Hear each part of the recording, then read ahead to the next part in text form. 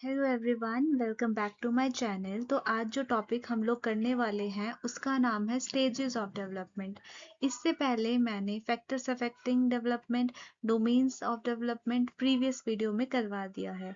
आज हमारा साइकोलॉजी का सेकंड वीडियो है, that is stages of development. तो स्टार्ट करें। A child's development is generally classified in 5 stages। देखो, एक बच्चे की जो डेवलपमेंट होती है उसको हमने 5 स्टेजेस में डिवाइड किया हुआ है, क्लासिफाई किया हुआ है। ओके। एक बच्चा जब जन्म लेता है और एक बच्चा जब एडोलेसेंस में आता है, तब तक की जो हमारी 5 स्टेजेस रहती हैं उसको हमने डेवलपमेंट में इंक्लूड किया हुआ है। राइट। सबसे फर्स्ट आती है हमारे पास prenatal period. Prenatal period क्या होता है? जब हम अपनी मदर के गर्भ में होते हैं 9 मंथ्स बिफोर बर्थ, जन्म से 9 महीना पहले, उसे हम क्या कहेंगे? Prenatal period.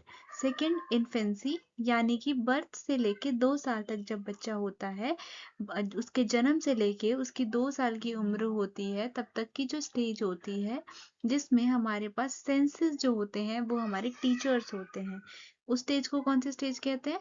Infancy stage. अब यहाँ पर आपको पता है कि सेंसेस कैसे होंगे। जैसे बच्चा जो है वो मिल्क को फीड करता है, ठीक है, या फिर वो अपनी हैंड मूवमेंट्स करता है, ठीक है, उसे दर्द होता है तो रोने लग जाता है। तो सेंसेस क्या होते हैं? उसके टीचर्स होते हैं। अर्ली चाइल्डहुड 2 से 6 साल का जब बच्चा होता है, यानी कि स्कूल जाने से पहले की अवस्था।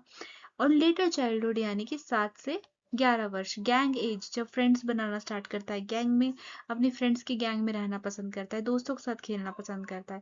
फिर एडोलेसेंस यानी कि 12 से 19 साल, जिसमें आइडेंटिटी क्राइसिस होते हैं कि बच्चे को ही नहीं पता चलता है अपनी पहचान, वो अपने पहचान ढूंढता है कि मैं क्या हूँ, मैं क्यों हूँ, मैं क्यों पढ़ाई कर रहा हूँ, मुझे क्या बनना है, ठीक है, आइडेंटिटी क्राइसिस।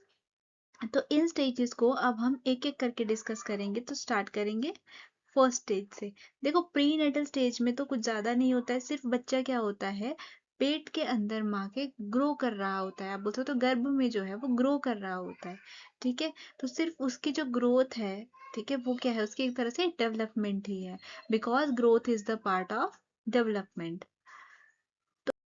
इसके बाद हमारी जो फर्स्ट स्टेज आती है वो आती है इन्फेंसी।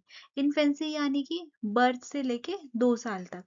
अब सबसे पहले क्या डेवलप होता है बच्चे के अंदर? Language development. अब लैंग्वेज डेवलपमेंट का मतलब ये तो नहीं है कि बच्चा फटाफट से हिंदी या इंग्लिश बोलना स्टार्ट कर देगा, एक एक शब्द क्लियर बोलेगा, नहीं। ये क्या होती है? फाउंडेशन होती है लैंग्वेज की, ठीक है। फाउंडेशन यानी कि अब बच्चा जो है वो बैबल करना स्टार्ट करेगा एंड इवेंचुअली फॉर्मिंग वर्ड्स, और थोड़े ही समय बाद वो छोटे छोटे वर्ड्स बनाना स्टार्ट कर देगा। बैबलिंग कैसे करता है? ब ब प प, ऐसे करता है ना बच्चा। और उसके बाद कैसे वर्ड्स बनाता है? पापा, मम्मा। ओके। तो ये क्या हो रही है? उसकी लैंग्वेज की डेवलपमेंट हो रही है। और ये क्या है? फाउंडेशन स्टेज है अभी।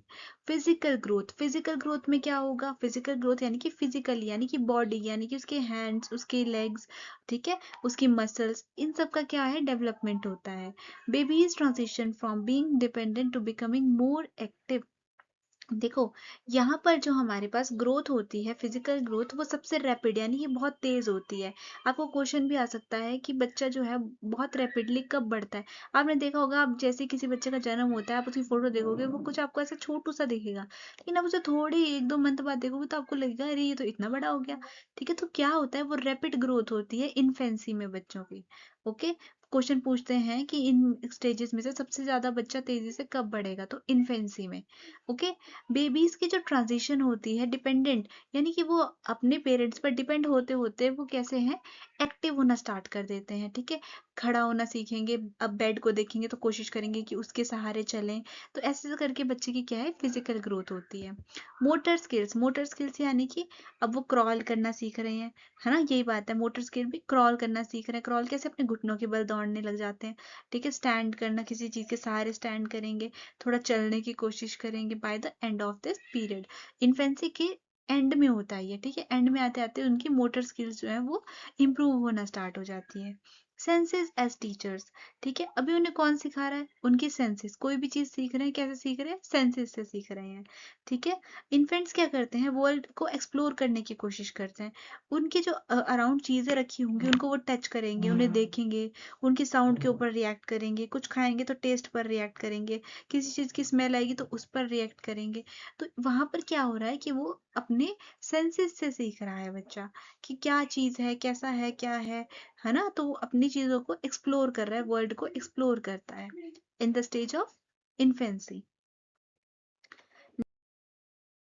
Now our next stage is early childhood. ठीक है, अर्ली चाइल्डहुड क्या होता है? जब बच्चा 2 से 6 साल का होता है, या फिर 2 साल से 6 साल के बीच की जो उम्र होती है, वो होती है हमारी अर्ली चाइल्डहुड।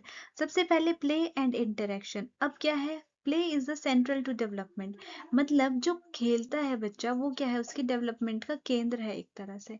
ये दूसरे बच्चों के साथ जो है, बच्चा टॉयज के साथ खेलेगा, अपने पियर्स यानी कि अपनी उम्र के बच्चों के साथ खेलना स्टार्ट करेगा, टॉयज के साथ खेलेगा, कार के साथ खेलेगा, फुटबॉल के साथ खेलेगा। ठीक है, आप उसको कुछ भी दोगे तो उसके साथ क्या है? वो खेलना स्टार्ट कर देगा। कभी कभी तो वो कुछ ऐसी मतलब कुछ रैंडम चीज उठा के उसको इमेजिन भी करने लग जाएगा कि ये मेरी कार है, ये मेरी डॉल है। ठीक है, preschool education. This is the age where children begin attending preschool और प्ले स्कूल। ठीक है, इस उम्र में बच्चों को क्या है, 2 साल में तो नहीं बट फिर भी 4-5 साल में जो क्या है, इनको प्री स्कूल में या प्ले स्कूल्स में डाल दिया जाता है। ईगोसेंट्रिज्म। इनके अंदर ईगोसेंट्रिज्म आ जाता है। ईगोसेंट्रिज्म क्या है? इनका फोकस जो है, ये बहुत ज्यादा सेल्फ सेंट्रिक हो जाते हैं। इनको अगर आप कहीं शॉप पर लेके जाओगे, ठीक है, इन्हें कोई चीज पसंद आ गई, ये रोना स्टार्ट कर देंगे। इन्हें नहीं फर्क पड़ता इन्हें कि कौन मुझे देख रहा है या क्या है। ठीक है, इन्हें मतलब एक तरह से ये अपने इनके अंदर ईगो सेंट्रिज्म आ जाता है कि मेरे को तो चाहिए। ठीक है, क्योंकि इन्हें शेम का नहीं पता है कि मतलब क्या शर्म होती है या क्या, कुछ नहीं है इनके अंदर अभी। ये ईगो सेंट्रिज्म से गुजर रहे हैं, तो इनका फोकस सिर्फ अपने ही अपने पर्सपेक्टिव और अपने नीड्स के ऊपर होगा। ठीक है, कई बार बच्चा क्या करता है, मम्मा मिल्क मिल्क मिल्क मिल्क, उसको जो चाहिए वो अपनी मम्मा के पीछे पड़ जाएगा। तो वो क्या है? उसके अंदर अभी ईगो सेंट्रिज्म है, और धीरे धीरे ये चीज कम होती जाएगी। Language sensitivity. क्रिटिकल पीरियड होता है लैंग्वेज डेवलपमेंट के लिए। अब उसकी वोकेबलरी एक्सपैंड हो रही है। कभी कभी आप नोटिस करोगे कि आपका जो बच्चा है, ठीक है, जो अर्ली चाइल्डहुड पीरियड में है, वो एकदम से एक ऐसा वर्ड बोल देगा, वो बोल देगा फ्रिज, है ना? या वो बोल देगा ये तो टेबल है ना? तो अब आप सोचोगे, अरे हमने तो इसे कभी नहीं सिखाया कि टेबल होता है, या ये फ्रिज होता है, या ये चेयर होती है। तो उसे कैसे पता चला? उसने अपने आसपास ऑब्जर्व किया। आपने कभी किसी बात में उस वर्ड को यूज करा, तो अब वो बच्चा भी इसको यूज करना सीख गया है। राइट? तो language sensitivity. Next is later childhood. Later childhood में क्या होता है हमारे पास? Traditional education. Children enter the formal education system beginning elementary school. अब बच्चा अपने एलिमेंट्री एजुकेशन में आ गया है। ठीक है, अब वो क्या है? फॉर्मल एजुकेशन लेगा। फर्स्ट क्लास में जाएगा, सेकेंड क्लास में जाएगा। अब वो फॉर्मली जो है वो स्कूल में आ चुका है। प्ले स्कूल में वो कैसे था, आंगनवाड़ी में वो कैसे था, कोई फर्क नहीं पड़ता था। ठीक है, लेकिन अब क्या है, वो इनफॉर्मल एक तरह से एजुकेशन थी उसके लिए। लेकिन अब वो अपने फॉर्मल एजुकेशन सिस्टम में आ गया है। ट्रबलसम एज होती है ये बच्चों के लिए। ट्रबलसम एज क्यों होती है? क्योंकि जो बच्चे हैं वो क्या करते हैं, स्कूल लाइफ में एडजस्ट करने के लिए थोड़ा सा ट्रबल फील करते हैं। ठीक है, पियर्स के साथ रिलेशनशिप बनाने में थोड़ा ट्रबल फील करते हैं, थोड़ा फ्रेंड्स बनाने में उन्हें दिक्कत आती है, इसीलिए इसको ट्रबल समेज भी बोला गया है। पीयर ग्रुप की इंपॉर्टेंस। अब जो चिल्ड्रन है वो क्या करते हैं, एक बार वो जब वो दोस्त बन गए अगर, तो वो क्या करेंगे, ज्यादा से ज्यादा टाइम अपने पियर्स के साथ बिताना पसंद करते हैं। और इससे क्या है, उनकी सोशल डेवलपमेंट भी होती है। ठीक है, वो समाज में रहना सीखते हैं, बातचीत करना सीखते हैं। इसीलिए बोलते हैं कि बच्चों को खेलने मतलब खेलने देना चाहिए। ठीक है, उन्हें मिलने देना चाहिए लोगों से, ताकि वो क्या करे, सोशली इंटरेक्ट करना सीखें। ऐसा नहीं कि किसी से भी मिलने दो, बट हाँ, अब उनके फ्रेंड्स के साथ या फिर उनके फ्रेंड्स के पेरेंट्स के साथ बच्चा जो है वो इंटरेक्ट करे। Creative potential. There is a significant growth in creativity while children begin to explore and develop their creative skills। ठीक है, अब क्या है, बच्चों के अंदर क्रिएटिव पोटेंशियल आता है। ठीक है, अगर आप उनको कुछ चीज सिखाओगे तो वो जल्दी से सीखेंगे। ठीक है, उनको कुछ भी आप कुछ भी चीज उनको दोगे, ठीक है, तो वो उसे एक्सप्लोर करने की कोशिश करेंगे। यानी कि उनकी क्रिएटिविटी एक तरह से क्या होती है, डेवलप हो रही होती है। Lifelong influence. Experiences during the stage significantly impact the child future development and personality. Lifelong influence होता है, मतलब कि experiences during this stage significantly impact the child's future and development. अब इस टाइम पे अगर बच्चे के साथ कोई ट्रॉमा हो जाए तो वो उसको लाइफ लॉन्ग इन्फ्लुएंस कर सकता है। इसीलिए आपको ध्यान रखना है कि आपको बच्चे के सामने कभी ऐसे झगड़ा नहीं करना है, या बच्चे के सामने मारपीट नहीं करनी है, बच्चे के सामने क्या पीठ पीछे भी नहीं करनी है, पर मतलब फिर भी उसको इन सब चीज़ों से बचाना है। ठीक है, क्योंकि ये चीज़ें उसके लिए ट्रॉमा हो सकती है। वो अगर उसे बचपन में मान लो कहीं पर से शौक लग गया, तो उसको बड़े होके भी क्या है, डर लगेगा किसी चीज को छूने से। ऐसा हो सकता है कि वो उसके लिए ट्रॉमेटाइजिंग हो वो चीज। ठीक है, तो ये बोलते हैं कि इस स्टेज में जो चीजें हमारे साथ होती हैं वो हमें लाइफ लॉन्ग इन्फ्लुएंस करती है। कोई बुली हो जाता है बच्चा, तो उसको क्या है, लाइफ लॉन्ग डर लगता है कि वो कैसे किसी से बात करे, या वो दोबारा से उसके साथ कोई वैसा ना कर दे। सो ये चीजें जो है लेटर चाइल्डहुड में होती हैं।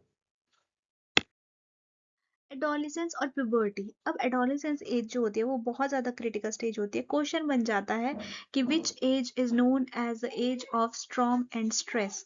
ठीक है, तो कौन सी है, एडोलेसेंस। ठीक है, एडोलेसेंस स्टेज जो है हमारे पास, ये कैसी है, हमारे पास स्ट्रेस और स्ट्रॉम का पीरियड होता है 12 से 19 साल। Okay, adolescence is marked by significant emotional and psychological changes. बच्चा यहाँ पर साइकोलॉजिकल यानी कि दिमाग में भी उसके सर्टेन चेंजेस आते हैं, इमोशंस में चेंजेस आते हैं, सॉरी, आइडेंटिटी क्राइसिस हो जाती है, मतलब कि उसे नहीं पता चलता कि वो क्या है। अब वो अपने ऊपर क्वेश्चन करता है कि वो उसका उसकी क्या सोसाइटी में जगह है, और क्या मतलब लोग उसके बारे में क्या सोचते हैं। और अब उसको इस चीज़ का फर्क पड़ना स्टार्ट कर देता है। ठीक है, अब उसको पता है कि मुझे ढंग से बन के बाहर निकलना है, मुझे बाल ऐसे नहीं करने। बचपन में बच्चों को कैसे निकल जाते हैं, बच्चों को कोई फर्क नहीं पड़ता, लेकिन अब वो क्या है, अपने बारे में सोचता है।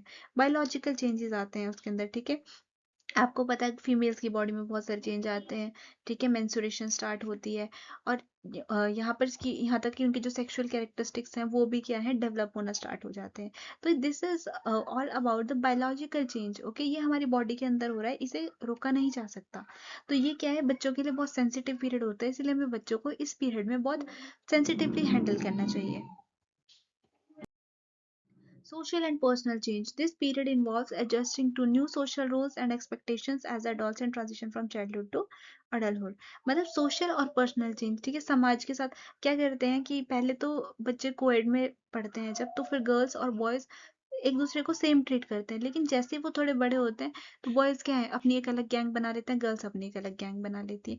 क्यों, क्योंकि उनकी अब पर्सनल चेंजेस आ रहे हैं, सोशल में चेंज, समाज में इनके जो चेंज आ रहा है। ठीक है, उनके अंदर सामाजिक बदलाव आ रहा है, उन्हें लग रहा है कि हमें अपने तरह के लोग फ्रेंड्स के साथ रहना चाहिए, गर्ल्स को गर्ल्स के साथ रहना चाहिए, मतलब ऐसा हो जाता है उनके बिहेव में, ये दिखने को मिलता है बेसिकली। फिर बड़े होके वो फिर से समझ जाते हैं कि जब वो थोड़े मेच्योर हो जाते हैं कि नहीं ये सब कुछ नहीं है, कोई भी किसी के साथ अच्छे से रह सकता है।